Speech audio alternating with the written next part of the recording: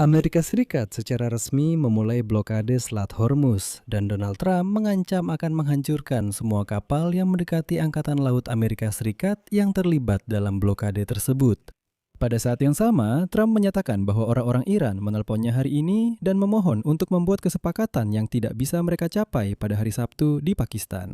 Wall Street Journal melaporkan bahwa Trump sedang mempertimbangkan kemungkinan untuk melancarkan kembali serangan terhadap Iran selain blokade Selat Hormuz. Pada saat yang sama ada laporan bahwa Amerika Serikat dan Iran ternyata masih melanjutkan negosiasi dan Iran mulai memberi sinyal kesiapan untuk melepaskan cadangan nuklirnya. Dan para ahli menyatakan bahwa blokade yang berhasil dapat memaksa Iran untuk membuat konsesi agar menghentikan aksi militer dan membuka Selat Hormuz untuk semua pihak. Bahkan para penentang perang dan Trump pun tampaknya mendukung gagasan ini. Nama saya Alexei Pichi, mari kita bahas topik ini bersama-sama. Namun sebelum kita mulai, saya mohon Anda untuk berlangganan saluran ini, tulis komentar apa saja di bawah episode ini dan berikan like. Dan jangan lupa juga untuk berlangganan kanal Telegram saya Pichi News. Linknya ada di deskripsi video ini. Jadi, militer Amerika hari ini mengumumkan bahwa pada hari Senin mereka mulai memblokade pelabuhan dan seluruh garis pantai. Setelah perundingan yang berlangsung di ibu kota Pakistan sebelumnya, perundingan tersebut tidak membuahkan hasil apapun. Blokade ini berlaku untuk semua kapal laut tanpa memandang bendera yang mencoba masuk atau keluar dari pelabuhan Iran di Teluk Persia dan Teluk Oman. Kapal-kapal yang melewati Selat Hormuz dengan tujuan atau asal di luar Iran, menurut militer Amerika akan diizinkan lewat. Upaya untuk mencapai kesepakatan damai gagal. Presiden Asia Donald Trump mengumumkan blokade laut dan dia menegaskan bahwa Angkatan Laut AS akan menahan semua kapal di perairan internasional yang membayar bea kepada Iran. Kutipan. Tidak ada seorang pun yang membayar pungutan ilegal yang akan bisa berlayar dengan aman di jalur laut. Setiap orang Iran yang menembak ke arah kami atau ke kapal sipil akan diledakkan sampai hancur. Angkatan Laut Amerika Serikat juga akan mulai membersihkan Selat Hormuz. Ranjau. Kemudian Trump mengeluarkan ancaman baru kepada Iran, menyatakan bahwa Amerika Serikat akan menenggelamkan kapal Iran manapun yang mendekati blokade pelabuhan Iran oleh Amerika Serikat.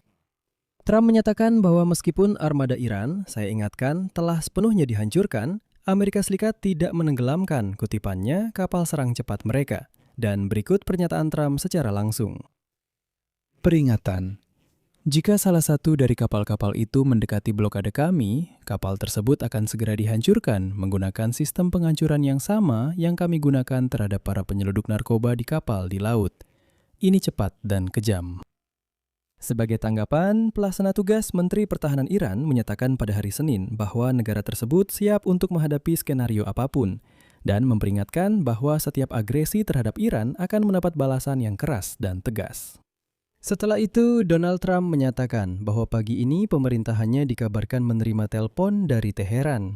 Dan di sana, melalui telepon, mereka memohon kepada Donald Trump untuk membuat kesepakatan dengannya. Donald Trump menegaskan bahwa batu sandungan dalam negosiasi dengan Teheran adalah masalah nuklir, sambil menambahkan bahwa Iran tidak akan memiliki senjata nuklir. Kutipan. Kami telah sepakat tentang banyak hal, tetapi mereka tidak setuju dengan hal itu, dan saya pikir mereka akan setuju. Saya hampir yakin akan hal itu. Sebenarnya saya yakin akan hal itu. Jika mereka tidak setuju, tidak akan ada kesepakatan. Kesepakatan itu tidak akan pernah terjadi.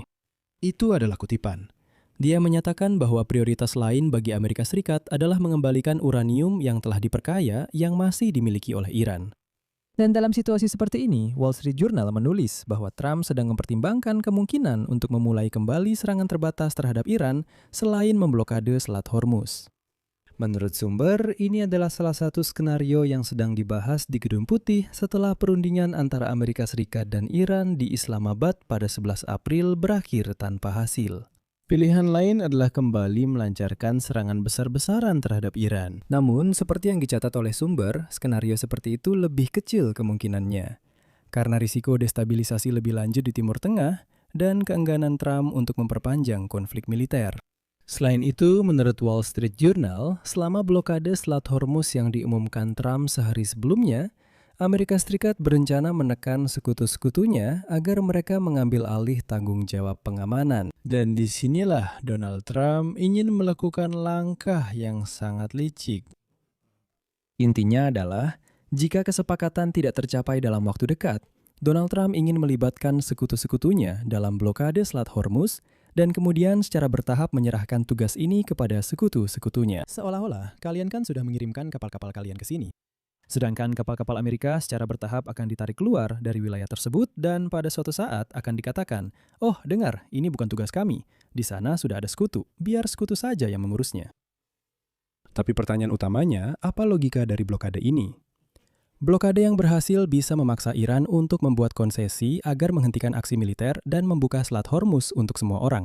Namun sampai ada solusi yang ditemukan, blokade juga akan menarik jutaan barel minyak dari pasar, yang pada akhirnya akan menyebabkan kenaikan harga minyak bagi semua pelaku pasar dunia. Hari ini harga minyak berjangka Brent kembali melampaui angka $100 per barel. Lagi-lagi harganya naik 7% hanya dalam satu hari. Secara keseluruhan, sejak awal perang, selat tersebut telah ditutup secara selektif dan Iran sendiri yang memutuskan siapa yang boleh melewatinya. Biasanya, kapal-kapal ini mengangkut minyak dan gas ke Tiongkok, Turki, Pakistan, dan India. Dan penutupan selat secara selektif seperti ini telah menjadi salah satu akibat paling merugikan dari perang hingga saat ini. Dan hingga saat terakhir, Gedung Putih tidak berusaha menghentikan arus ini. Mereka khawatir bahwa penghentian aliran tersebut akan menyebabkan kenaikan harga lebih lanjut. Intinya, Amerika menutup mata terhadap fakta bahwa Iran secara aktif menjual minyaknya dan seperti yang Anda tahu, bahkan mencabut sanksi terhadap minyak Iran. Para ahli di bidang politik dan mantan pejabat berpendapat bahwa ini adalah sebuah kesalahan. Mirip dengan yang dilakukan Amerika Serikat ketika tidak memberlakukan embargo penuh terhadap minyak Rusia setelah invasi Rusia ke Ukraina pada tahun 2022.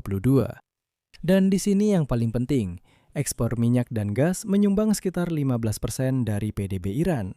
Dan pengurangan angka ini menjadi nol akan menyebabkan kehancuran ekonomi negara yang tak terhindarkan. Hal ini akan mendorong rezim Ayatollah menuju kehancuran. Oleh karena itu, hal ini pasti akan memaksa para mullah untuk duduk di meja perundingan.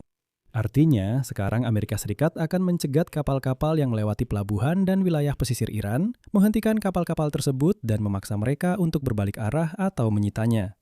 Seperti yang dilakukan pasukan Amerika terhadap kapal-kapal Venezuela pada awal tahun ini. Dan hal ini akan menyebabkan ekspor Iran benar-benar terhenti. Di sisi lain, kita harus memahami bahwa ini seperti dua sisi dari satu mata uang. Di sisi lain, blokade ini menyebabkan situasi yang oleh para ahli disebut seperti ini. Terbuka untuk semua atau tertutup untuk semua. Artinya, hanya ada dua pilihan. Masalahnya adalah Iran bisa bertahan menghadapi kesulitan dalam jangka pendek. Sementara seluruh dunia, harus menghadapi harga yang bahkan lebih tinggi. Jadi, selama kita menunggu runtuhnya rezim Iran, kita semua harus membayar mahal lewat kenaikan harga nyata pada segala hal. Dan disinilah letak jebakannya. Orang-orang Iran cukup puas dengan semua ini. Hal ini hanya memperpanjang kondisi ekonomi dunia yang tercekik. Dan alih-alih memaksa Iran untuk mematuhi aturan, blokade ini justru bisa memperkuat eskalasi tanpa memberikan hasil yang nyata. Tekanan ekonomi yang signifikan dan jangka pendek terhadap Iran tidak terjadi. Ini jelas merupakan permainan jangka panjang, dan pertanyaannya adalah siapa yang akan berkedip lebih dulu. Sekali lagi, dalam jangka pendek, Iran masih bisa bertahan tanpa ekspor minyak dan gas. Pertanyaannya adalah seberapa lama ketahanan mereka itu bisa bertahan. Dan terakhir, saya akan menyampaikan pemikiran yang mengerikan. Dengan memblokir Selat Hormuz, Trump sekarang sedang berjuang untuk mengembalikan status quo yang ada sebelum perang ini dimulai. Artinya, Donald Trump telah menyebabkan situasi di mana tujuan utama perang ini sekarang hanyalah kembali ke keadaan sebelum perang dimulai. Lalu, untuk apa semua ini? Di sini saya akan mengakhiri dengan tanda elipsis. Pendapat dan kesimpulan Anda silakan tulis di kolom komentar di bawah episode ini. Jangan lupa subscribe channel ini, tekan lonceng, dan beri like. Jika Anda merasa channel ini penting, menarik, dan diperlukan, saya mengajak Anda untuk mendukung channel ini secara finansial dengan donasi Anda atau berlangganan berbayar. Bagaimana caranya? Semua tautan dan detailnya ada di deskripsi video ini. Di sana tertulis dengan jelas, dukung channel Alexei Peci. Pilih cara yang paling nyaman untuk Anda. Saya akan berterima kasih atas dukungan apapun dari Anda. Itu saja, jaga diri Anda. Sampai jumpa.